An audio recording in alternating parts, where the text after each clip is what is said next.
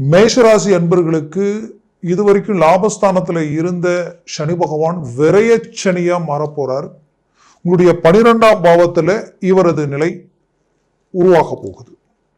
அப்போ அந்த இடத்துல வரக்கூடிய இந்த சனி பகவானால நமக்கு மாபெரும் இடையூறுகள் உண்டாகிடுமோ அப்படின்ற ஒரு குழப்பமும் உங்களுக்கு உண்டு. ஏன்னா எல்லாருக்குமே 7 சனி வந்துட்டாலே அதனால நிறைய நாம சிரமங்களை சந்திக்கக்கூடிய நிலைக்கு ஆளாயிடுமோன்ற ஒரு பயம் இருக்கும்.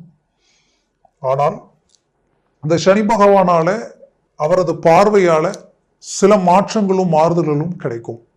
அது இந்த வருடம் 2025 வருடம் 3வது மாதம் மார்ச் மாதம் 29ஆம் தேதி பயிற்சியாகி இந்த பயிற்சி மீண்டும் பாத்தீங்கன்னா 2027 6வது ஜூன் மாதம் 3ஆம் தேதி வரைக்குமே இந்த காலகட்டங்கள் இருக்கும்.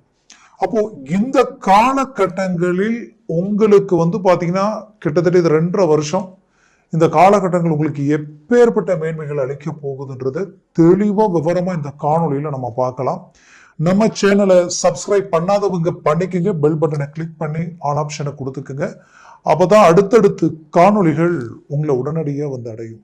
ஆக மேஷராசி என்பர்கள், நீங்க செவ்வாய் பகவானின் ஆதிக்கத்தில் பிறந்தவங்க.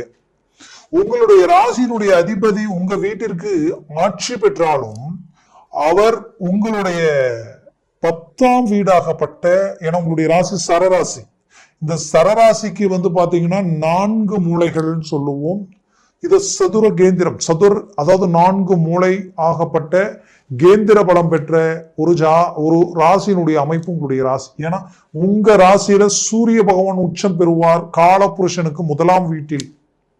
அடுத்தது உங்களுடைய வீடாகப்பட்ட 4ஆம் வீடு சந்திர பகவான் வீட்டில் குரு பகவான் உச்சம் அடைவார். அடுத்தது 7ஆம் வீடாகப்பட்ட துலாம் ராசியில் அந்த இடத்துல சனி பகவானே உச்சம் அடைவார். அடுத்தது உங்களுடைய 10ஆம் வீடாகப்பட்ட மகரத்தில் உங்களுடைய ராசியினுடைய அதிபதியாகப்பட்ட செவ்வாய் உச்சம் அடைவார் சனி பகவானது வீட்டில்.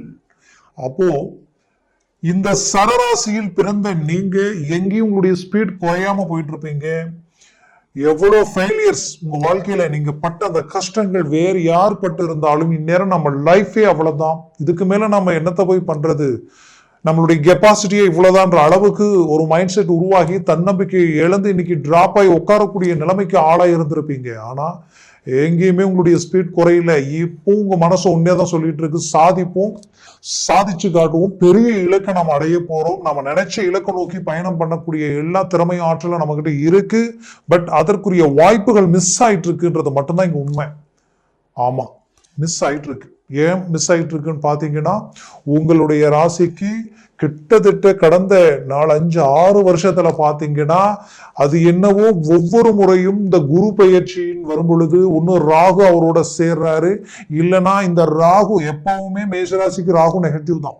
உங்களுடைய இந்த ராகு பகவான் பாத்தீங்கன்னா ரிஷபத்துல இருந்ததுல இருந்தே அங்க ஒரு 1.5 வருஷம், உங்க ராசியில 1.5 வருஷம், அடுத்தது பாத்தீங்கன்னா மீனத்துல இப்போ 1.5 வருஷம், இதுவே கிட்டத்தட்ட இந்த 4.5 வருஷம் பாத்தீங்கன்னா ரொம்ப ரொம்ப நெகட்டிவான ஒரு சூழலை உண்டாக்கிட்டார்.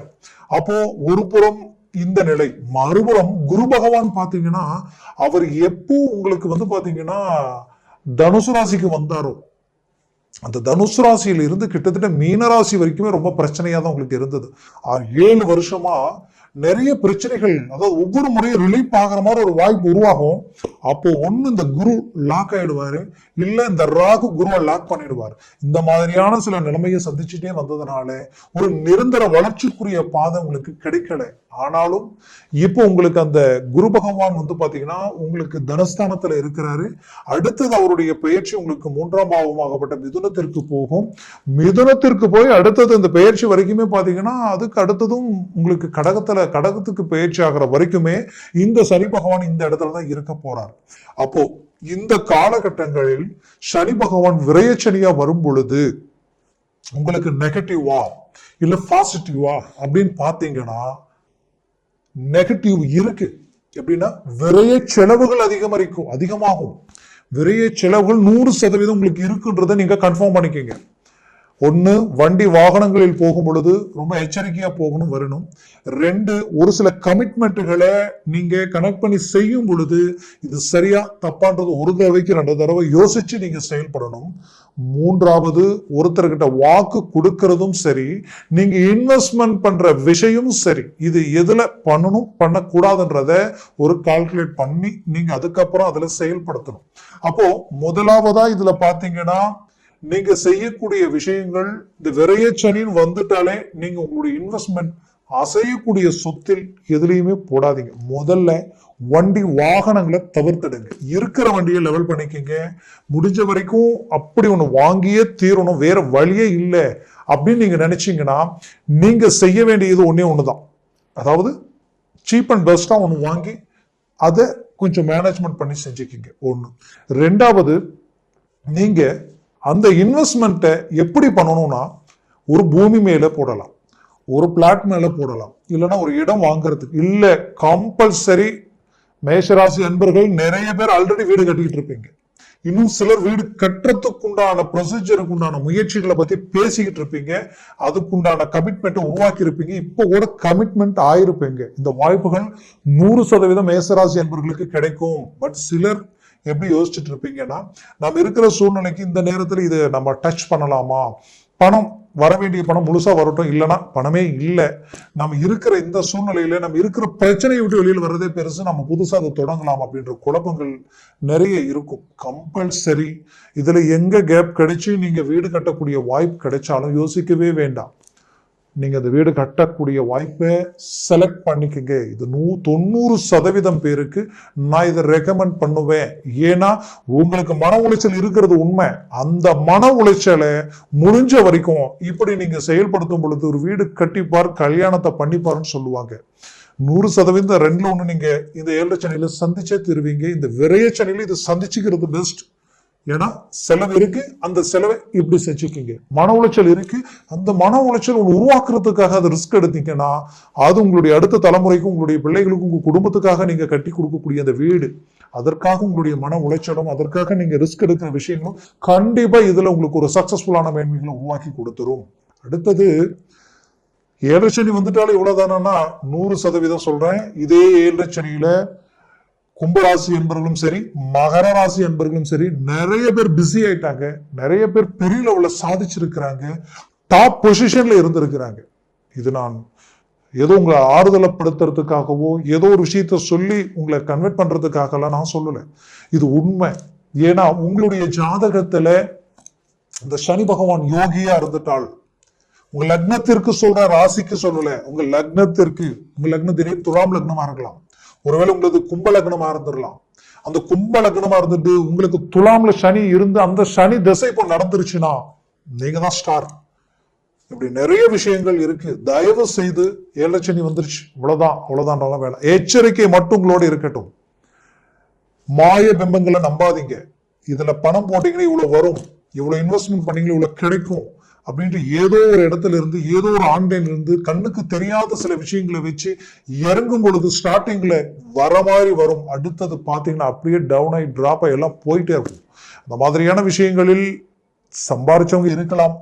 பட் நம்ம சூழ்நிலைக்கு, நம்ம ராசிக்கு இந்த நேரத்துல இந்த மாதிரியான விஷயங்களை செலக்ட் பண்ண வேண்டாம். உழைப்புக்கு மட்டும் முக்கியத்துவத்தை கொடுங்க, ஹார்ட் ஒர்க் பண்ணுங்க. உங்களுக்கு மேல இருக்கிறவங்க கிட்ட ரொம்ப கேர்ஃபுல்லா இருங்க.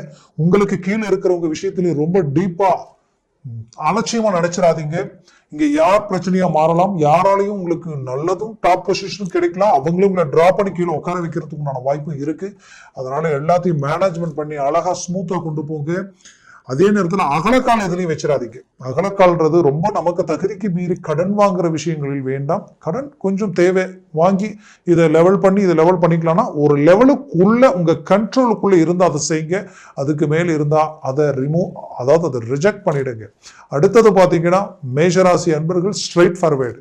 வாக்கு கொடுத்தீங்கன்னா காப்பாத்துறதுல பர்ஃபெக்டா இருப்பீங்க. கடந்த குறிப்பிட்ட காலகட்டங்களில் தொழில் ரீதியில் சில சரிவுகளால சில கடன் சுமைகளுக்கு ஆளாகக்கூடிய நிலைமை, வாங்காத கடனுக்கு வட்டியை கட்டக்கூடிய நிலைமை, செய்யாத தவறுகளுக்கு பாதிக்கப்படக்கூடிய நிலைமை வேலையில, இது எல்லாமே மேஷராசி என்பவர்கள் சந்திச்சிட்டீங்க. கண்டிப்பா சொல்றேன், இதுல இருந்து ஒரு நல்ல மாற்றங்கள் பிறக்கும். ஏன் சொல்ல வரனா, உங்களுக்கு இருந்த எதிர்ப்புகளும் துரோகங்களும் குடைச்சல்களும் நீங்கக்கூடிய இடத்துலதான் சனி பகவான் வந்து நிற்கிறார். ஏன்னா அவர் பார்வை டைரக்டா 180 டிகிரியில விழக்கூடிய இடம் 6ஆம் பாவம், அந்த கன்னியில விழுது. கன்னி உங்களுக்கு யார்? கன்னி வந்து பாத்தீங்கன்னா கன்னிராசி வந்து பாத்தீங்கன்னா உங்களுக்கு 6ஆம் வீடு, சத்துரு சம்பந்தப்பட்ட இடம். சத்துருன்றது என்ன? உங்களுக்கு வந்து பாத்தீங்கன்னா கடன் சுமைகள் சார்ந்த இடம், உங்களுக்கு எதிரிகள் துரோகிகள் சார்ந்த இடம், அடுத்தது ஆரோக்கியம் சார்ந்த இடம். இந்த இடத்துல சனி பார்வை விழுந்தால் இதை டோட்டலா பஸ்மமாக்கக்கூடிய ஒரு பவர் சனி பார்வைக்கு உண்டு. இருக்கிறதுலயே எந்த பார்வைக்கும் இல்லாத ஒரு ஆற்றல் இந்த சனி பார்வைக்கு உண்டு. ஒரு ஜாதகத்துல 6ஆம் வீட்டில 3, 6, 11 சனி இருந்தால் அது யோக ஜாதகம்னே நான் சொல்லுவேன். அது சாதிக்க பிறந்த ஜாதகம் சொல்லுவேன். அதே போலதான் ராகு அந்த இடத்துல பாவ கிரகமாகப்பட்ட ராகு அந்த 3, 6, 11 இருந்துட்டாலே அந்த ஜாதகம் என்னைக்கு வேணாலும் ஹை கிளாஸா போகக்கூடிய டாப் பொசிஷன்ல நிற்கக்கூடிய ஜாதகம்.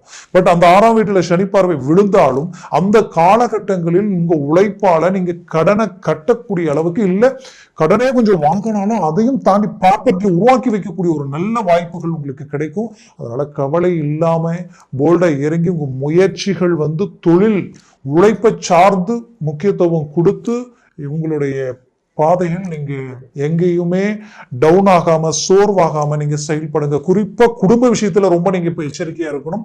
குடும்பத்தார் இடம் உங்க மனைவி பிளஸ் கணவன் கிட்ட நீங்க, அதாவது மேஷராசி பெண் இருந்தால் ஆணா இருந்தாலும் மனைவி கணவன் கிட்டையும் கணவன் மனைவி கிட்டையும் இந்த காலகட்டங்களில் ரொம்ப கேர்ஃபுல்லா கொண்டு போகணும். ஏன்னா கடந்த காலகட்டங்களிலே நிறைய பிரச்சனைகளை சந்திச்சு சிலர் எல்லாம் டைவர்ஸ் வரைக்கும் போனவங்க இருக்கிறீங்க. கண்டிப்பா மீண்டும் ஒன்றிணையக்கூடிய வாய்ப்புகள் இருக்கு. ஏன்னா குரு ஒரு பக்கம் பலமா இருக்கிறாரு, ராகு உங்களுக்கு பாசிட்டிவான இடத்துக்கு வராரு, 11ஆம் வீட்டுக்கு ராகு வர போறாரு. அடுத்தது இந்த மே மாசத்திலேயே ராகுக்கு எது பயிற்சி வரப்போகுது, அதை பத்தி நான் அடுத்தது உங்களுக்கு விவரமா சொல்றேன்.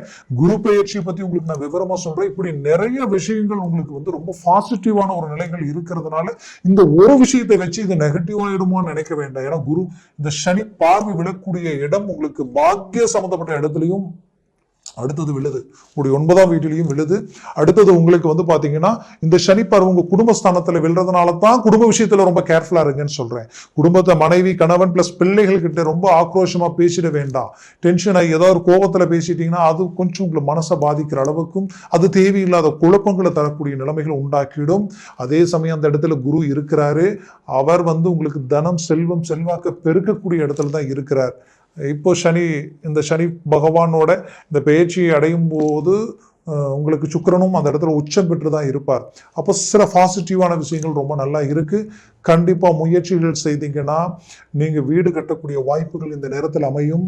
திருமண வாய்ப்புகள் ரொம்ப நாளா தடப்படுதுன்னா இந்த சனி அடுத்த ஜென்ம சனியா மாறதுக்குள்ள நீங்க திருமணத்தை முடிச்சுக்கிங்க. திருமண பருவத்தில் நீங்கள் இருந்தால், அதற்குரிய முயற்சிகளில் இருந்தால் கண்டிப்பா அந்த திருமணத்தை மிஸ் பண்ணிட வேண்டாம், மூவ் பண்ணுங்க. அதுவும் இந்த மேற்குள்ள கிளிக் ஆச்சுன்னா டக்குனு செலக்ட் பண்ணிடுங்க. இது ஒரு நல்ல ஆப்பர்ச்சுனிட்டி. இருந்தாலும் உங்க ஜனன ஜாதகத்தையும் பார்த்துக்குங்க. அடுத்தது பாத்தீங்கன்னா உங்களுக்கு வந்து வேலையில வந்து முயற்சி பண்ணீங்கன்னா 100% வேலையில ஒரு நல்ல மேன்மைகள் உங்களுக்கு கிடைக்கும். இந்த 2.5 வருஷம் வேலை, இந்த சனி பகவான் எப்பவுமே கடின உழைப்பையும் உங்களை ஸ்பீட் ஆக்கிடுவார், உங்களை வேகமா செயல்பட வச்சிருவார். அது மட்டும் அல்லாம உங்களுடைய வாழ்க்கையில அடுத்தடுத்த முயற்சிகளுக்கு சில அனுபவத்தை கொடுத்துருவார். இது எல்லாமே இந்த சனி பகவானால உங்களுக்கு கிடைக்கும். குறிப்பா சனி பார்வை விழக்கூடிய இடம் உங்களுக்கு 9ஆம் பாவத்துல விழுது. தந்தை ஆரோக்கிய விஷயத்துல ரொம்ப கேர்ஃபுல்லா இருக்கு.